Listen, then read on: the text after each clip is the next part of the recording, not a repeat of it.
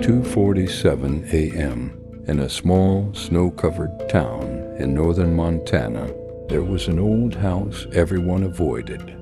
The locals called it the White House, not because of its paint, but because every winter the snow on its roof never melted. Even during the warmest days of spring, no one could explain why. The older residents would only say one thing: if you ever hear someone call your name while standing outside that house, don't turn around. Most people laughed it off as another small town ghost story, except for Adam Carter, a paranormal videographer with hundreds of thousands of followers. He made a living exploring abandoned places that everyone else was too afraid to enter. Ghost hospitals, forgotten churches, cursed forests. He never believed in ghosts, only in views. One freezing January night, Adam decided to spend an entire night inside the White House. Snow fell silently around him as he stepped out of his truck. The town was strangely quiet. No dogs barking, no wind, not even the sound of distant traffic. The silence felt wrong. He pointed his camera toward the house.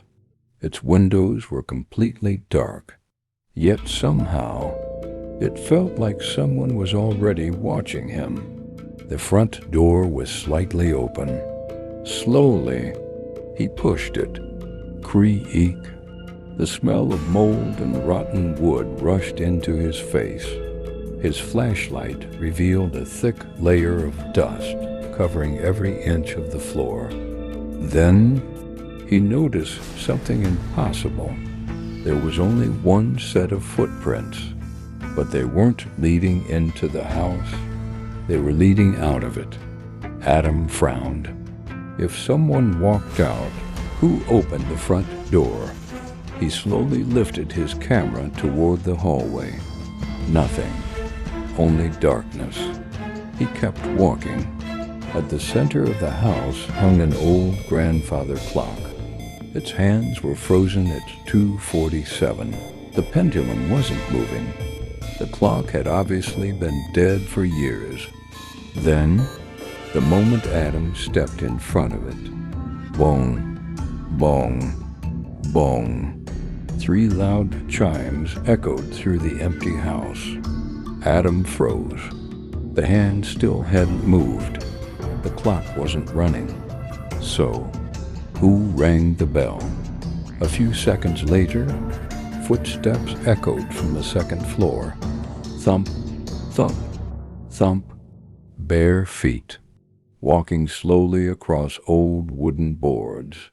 Adam aimed his flashlight upstairs. Nothing. The hallway was empty. The footsteps stopped. Complete silence. Then, his camera screen suddenly flickered. Static. For less than a second. When the image returned, someone was standing at the top of the staircase. A tall man, wearing a long black coat. His face was hidden in darkness. Adam lowered the camera. The staircase was empty. He raised it again. The figure had moved down 1 step. Adam's heartbeat became louder.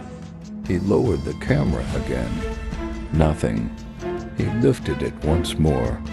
Now the figure was halfway down the stairs, still completely silent, still hiding its face.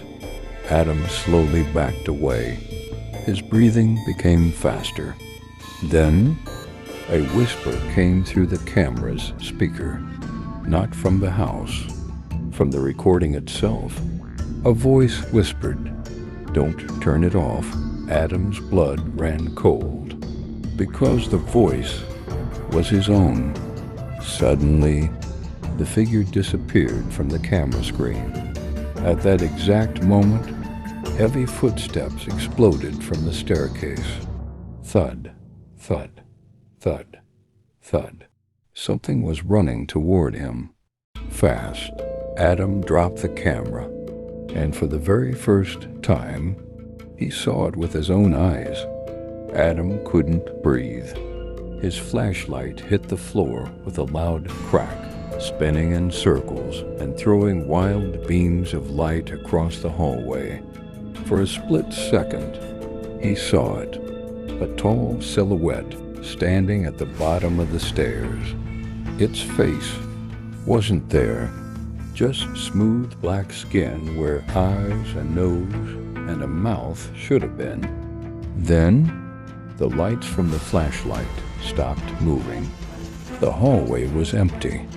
Adam forced himself to breathe. "You're imagining things," he whispered.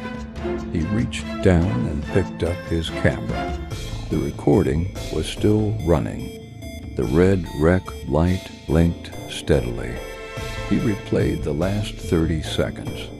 His own voice filled the speaker. "Don't turn it off." But Adam had never said those words. His hands began to shake. Then another sound echoed through the house. A child's laughter. Soft, far away, almost playful. It came from somewhere upstairs, against every instinct telling him to leave. Adam climbed the staircase. Each step groaned beneath his boots. The temperature dropped with every floorboard he crossed. His breath turned white.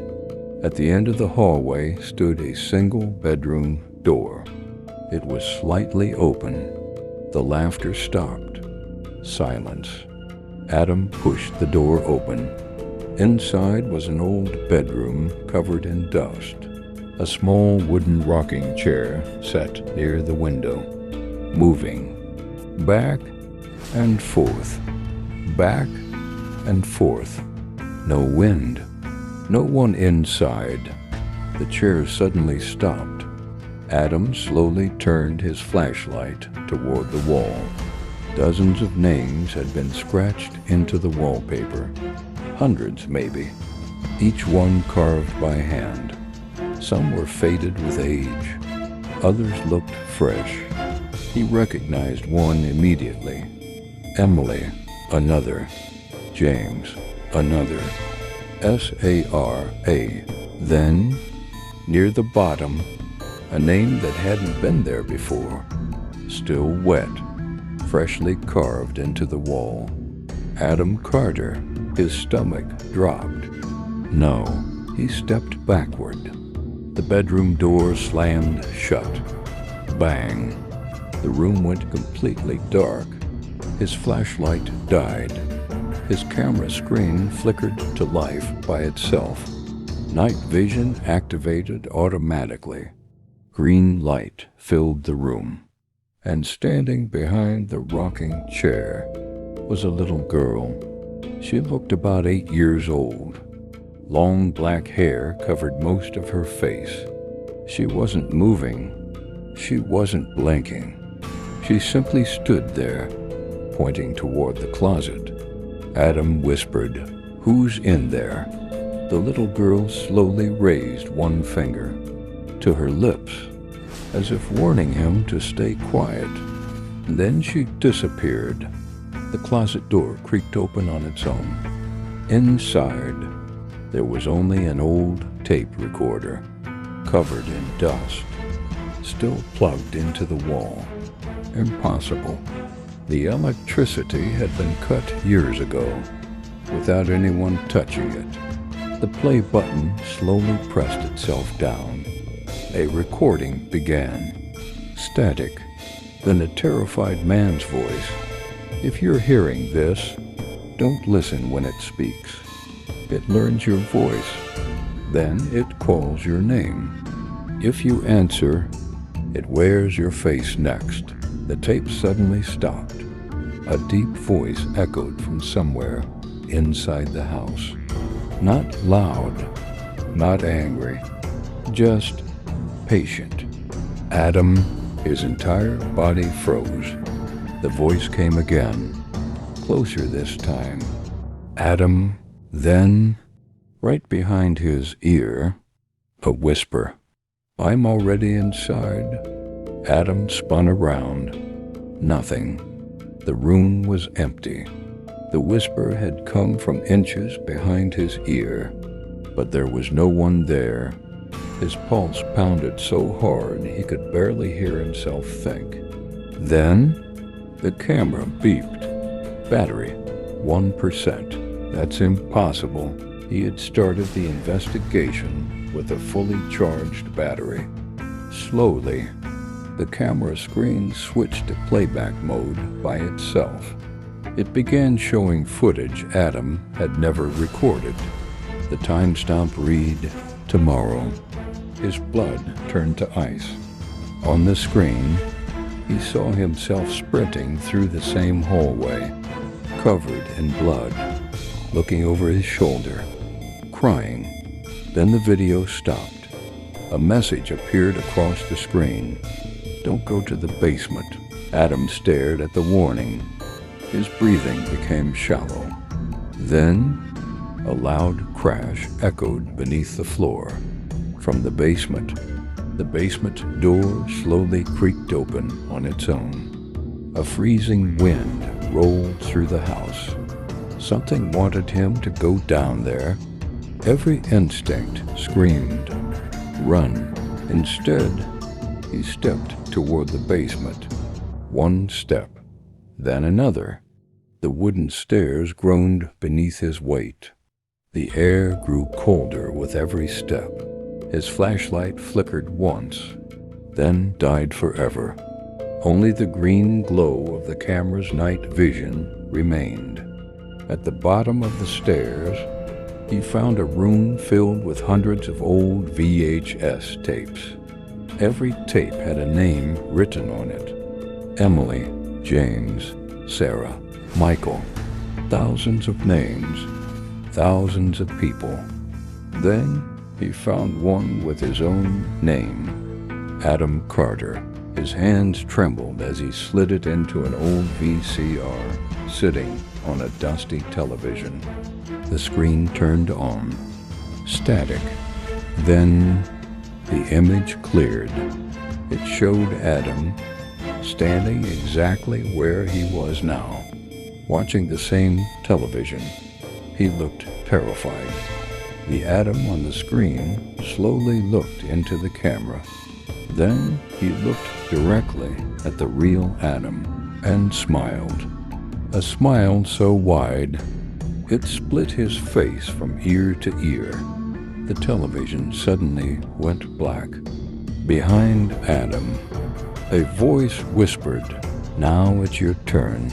Every light in the basement exploded at once. For less than a second, the room became bright, and Adam finally saw they weren't VHS tapes. They were people, standing perfectly still, lined up against the walls, hundreds of them, their faces pale, their eyes empty, each one silently staring at him. The lights went out again. Darkness. Complete silence. Then, every single voice whispered together, "Stay." The camera fell to the floor. The recording continued for another 17 minutes. No one knows what happened during that time. When the police finally entered the house 3 days later, they found Adam's truck parked outside. His camera was still recording, but Adam was gone. The final frame showed the old grandfather clock. Its hands had moved for the first time in decades.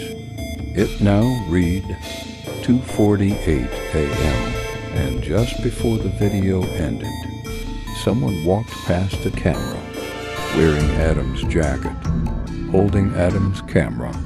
But it wasn't Adam. It smiled, then looked directly into the lens and whispered,